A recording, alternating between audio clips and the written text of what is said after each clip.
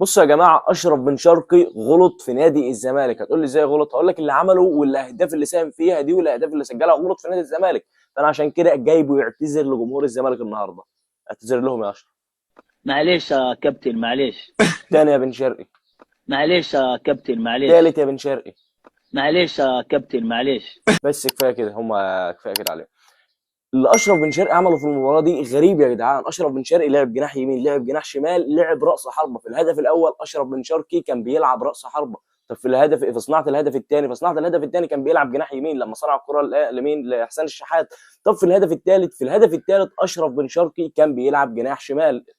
لعب جناح يمين، لعب جناح شمال، ولعب في راس الحربه. والثلاث مراكز ساهم فيهم. انت النهارده ما شفتش تريزيجيه بسبب ان اشرف بن شرقي كان جامد يا جدعان. اشرف بن شرقي كان خيالي. اشرف بن شرقي بس لا، ده ال 11 لعيب. يعني انا دلوقتي عايزك تجيب لي 11 من ال 11 لعيب دول. انا عايزك تجيب لي لاعب واحد بس تنتقده، مفيش.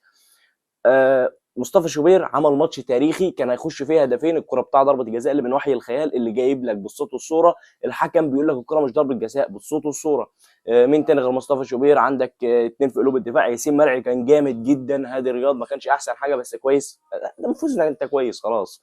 نيجي بقى لبيكهام. بيكهام يا جدعان تاريخي. لا والله، عمل في المركز ده كل اللي انت عايزه من الظهير، وهو مش ظهير اصلا.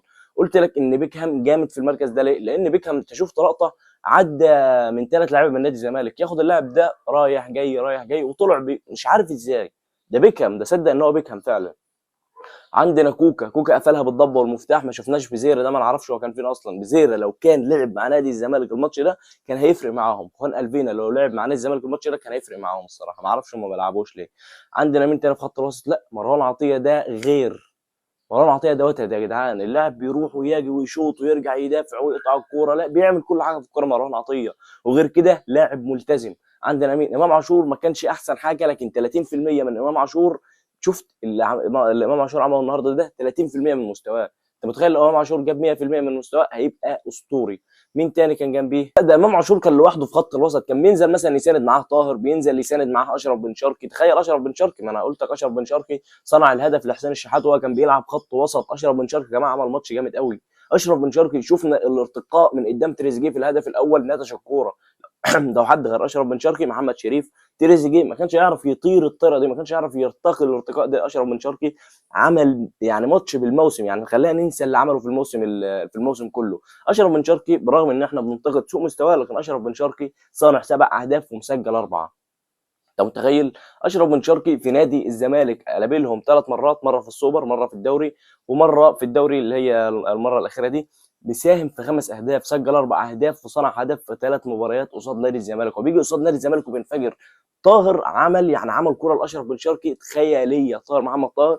انا شايف ان احنا مش محتاجين اللعيبه المهريه والجامده وده كله، لا احنا محتاجين اللعيبه اللي بتحب النادي زي حسين الشحات. حسين الشحات هدي وشاط الكوره، ما اعرفش ليه خلع التيشيرت، بس المهم يعني ان هو سجلها وخلاص. عندنا امام عاشور زي ما قلت لك، عمل ماتش كويس جدا جدا جدا. بيكهام يا جماعه، احنا نرجع بقى خلاص، شكرنا اللعيبه كلها مره واحده. نرجع لبيكهام. بيكهام كان يا جماعه عمل ماتش تاريخي. لا والله عمل ماتش كويس قوي، دفاعيا هجوميا. لا عمل ماتش كويس. خلينا نقول مثلا لو دفاعيا بس كان بيضمه مع السيرد باكات مع المدافعين، عشان الكرات الطوليه اللي كانت بتتحط للمدافعين، والاثنين قصيرين. هو كان اطول واحد فيهم، كان بيرجع يبقى مع المدافعين لما ما كانش يبقى حد في مركز الباك رايت او الجناح الشمال. بيرجع مع المدافعين عشان الكرات الطوليه يطلعها براسه. شفناها كذا مره. شفناه بيطلع كذا كوره براسه كذا مره. لا عمل ماتش كويس قوي. ياسين مرعي يا جماعه هو مدافع مش احسن حاجه، بس موت نفسه الماتش ده. ياسين مرعي مش احسن حاجه كمدافع، لكن في الماتش ده موت نفسه ياسين مرعي. هادي رياض برضو كان نفس النظام. احمد نبيل كوكا في المركز ده انا ما اعرفش هو بيجي قدام الزمالك وبيتحول ليه. عندنا مين تاني في الجناح؟ تريزيجيه. انا قلت لك 11 لاعب ونسيت. لا، تريزيجيه كان سيء. تريزيجيه ما كانش كويس خالص خالص في المباراه دي.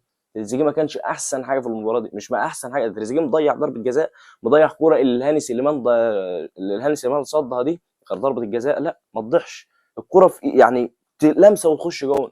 يا جماعه احنا شفنا اشرف بن شرقي الكوره بتاع الهدف الثالث نفس كوره زيزو، اللي زيزو ما اعرفش ازاي ضيعها. لا اشرف بن شرقي ركنها ركنه لاعب حريف.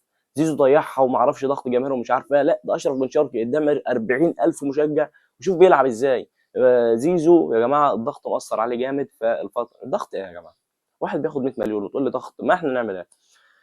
لا الاهلي يعني مش عايز اقول لك رجع عشان ما نجيش الماتش الجاي يعني يحصل لنا حاجه، والماتش الجاي مش عارف قصاد سموحه ولا مين. لا مش قصاد سموحه. على العموم انا شايف لو اللعيبه استمرت بالاداء الكويس ده احنا باذن الله نحجز مقعد في دوري الابطال الموسم الجاي. هتقول لي ازاي؟ هقول لك دلوقتي. لو نادي بيراميدز تعادل ماتش وخسر ماتش ودي صعبه بس ممكن تحصل عادي، نادي بيراميدز الموسم اللي فات وقع من فرق ويعمل بنك الاهلي مره واحده، فممكن تحصل. هيبقى عندنا فرصه ان احنا نحجز مقعد في دوري الابطال. برضو فرصه الزمالك في الدوري زي فرصه بيراميدز دلوقتي. يعني ممكن برضو الزمالك يخسر ماتش يتعادل ماتش احنا نركب مكانه الزمالك يرجع للكونفدراليه، ودي بالنسبه للزمالك عادي لانه مولف عليها، فمش هتفرق مع نادي الزمالك. انا بعد كده اوريك الحكم محمد الصباحي وهو بيقول لك كوره او ركله الجزاء بتاع نادي الزمالك مش ركله جزاء. اسمع معايا. يجب على الحكم اعطاء لاعب نادي الزمالك انذار للتحايل. الحكم حسب ركله جزاء في الملعب، والفار اكد القرار ركله جزاء غير سليمه محسوبه في المباراه، وخطا يعتبر خطا كبير من الحكم ومن الفار. زي ما سمعنا كده قال لك الكره مش ضربه جزاء يا جماعه، يا مش ما فيش حاجه مش ضربه جزاء وخلاص، اللاعب وقع من وحي الخيال. بس ما علينا يعني كسبنا 3 مش محتاجه، مش هنفكر في ضربه جزاء. لحد هنا تكون خلصت حلقتنا. عارف ان الحلقه جت متاخر قوي قوي قوي، يا رب تكون الحلقه عجبتك. لو وصلت معايا لحد هنا ما تنساش تشترك في القناه وتعمل لايك. السلام عليكم.